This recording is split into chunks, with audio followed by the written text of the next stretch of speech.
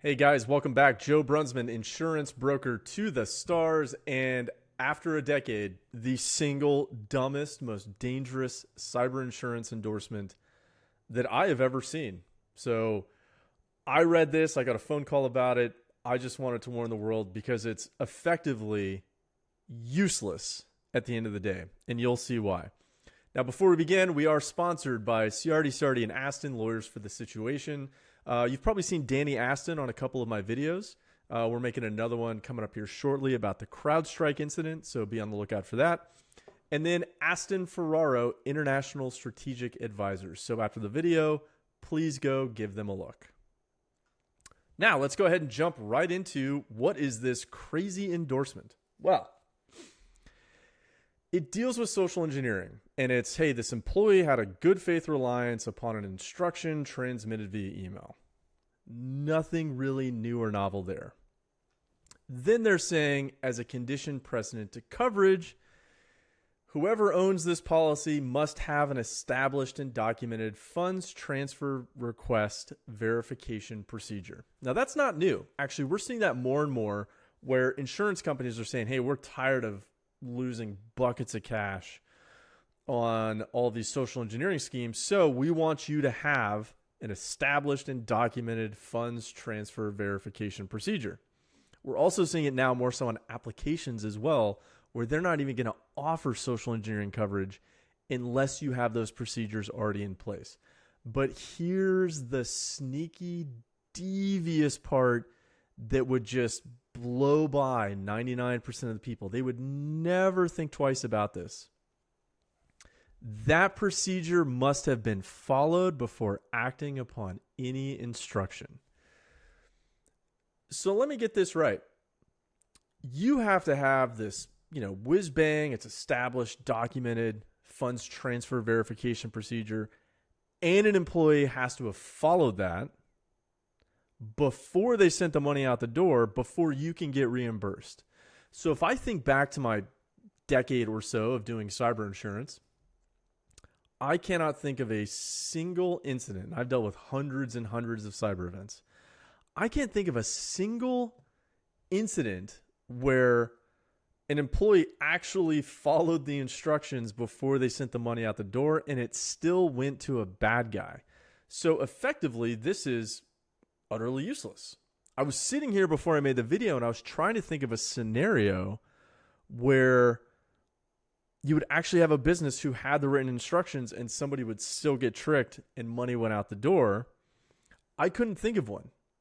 Now, what this ultimately does is it's either A, completely useless and the business owner just lost a whole bunch of money and they think they have coverage that's probably not going to be there when they need it, or B, it creates this perverse incentive structure where if you're a business owner and you know you have this on your policy, you would have to create a document that is so loose and wishy-washy that in the event that somebody were to follow those instructions, they could still send money to a bad guy. Obviously, you don't want to do that. So suffice to say, I would tell people if you're watching this video, just do a quick Control F. Do a search function on the PDF of your cyber insurance policy. See if this clause matches up inside of your cyber policy, because you could have a serious problem on your hands. A $250,000, a $250,000 problem on your hands if you have this. Now, did you read your cyber policy? So if you're the business owner and you're watching this, did you actually read your cyber policy? Well, maybe you're saying, hey, it's too long, it's too complicated. Even if I read it, I wouldn't get it.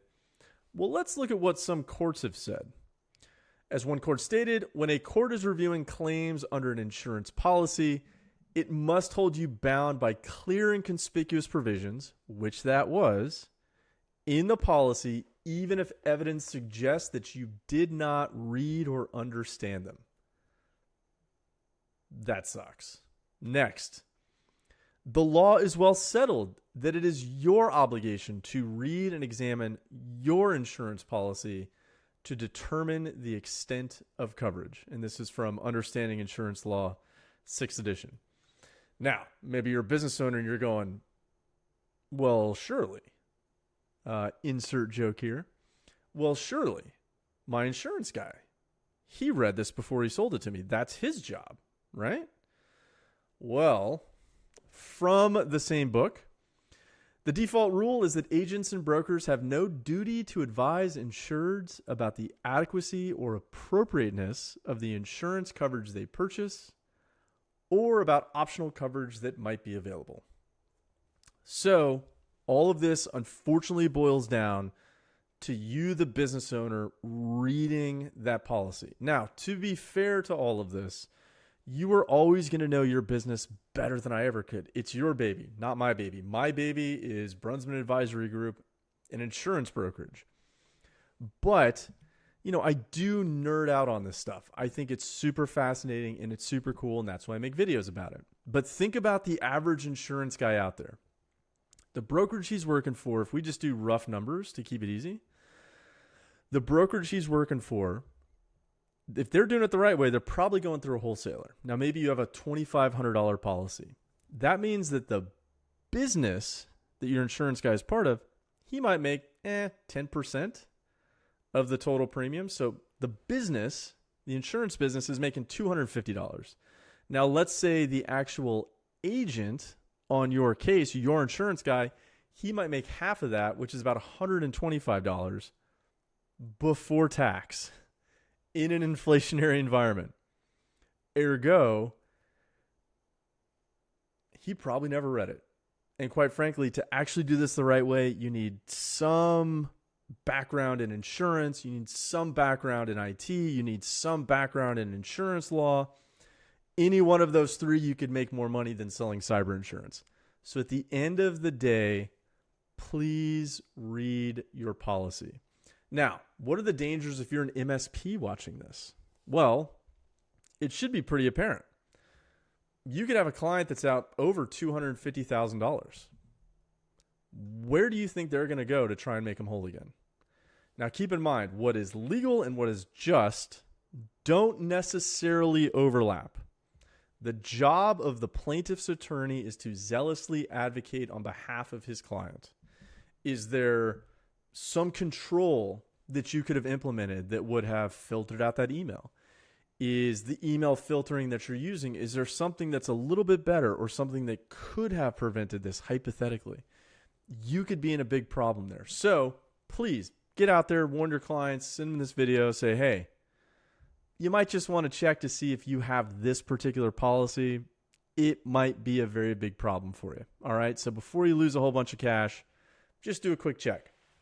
It also leads me to say, if you're still watching, don't be overly reliant on cyber insurance. I will be coming out with another video that talks about all the ways that cyber insurance cannot and will not help you, right? All the little nooks and crannies that we'll commonly see on cyber policies that the average business owner is just wholly unaware of. So please think of cyber insurance as a reserve parachute, not the primary parachute. You wouldn't just jump out of a plane with one parachute. Hopefully you wouldn't. Just like you should not operate your business wholly or overly reliant upon cyber insurance, because it could get you into a situation like this. If you're an SMB, that could effectively just bankrupt your entire organization. And then you're done. So with that, moving forward here, always trust but verify. All right? Trust but verify. I understand that cyber insurance policies can be seemingly this impenetrable mess of technical terms, but you can just read through your policy. If you see something that's just blatantly stupid, like what I just showed you here, ask questions, ask for alternative quotes, right? Start getting involved. The easiest way to eat an elephant is one bite at a time. This whole cybersecurity issue, it's not going away. Cyber insurance is only going to get more complicated. It's only going to get more restrictive as the years pass. So please start attacking this now. All right. With that, like, share, comment, subscribe, hit the bell so you get notified when a new video comes out. Right above me here, I'm going to put an older video that talks about how to understand and explain cyber insurance in 10 minutes. And if you click over there on my face, you can subscribe to my channel. All right, guys, with that, stay safe.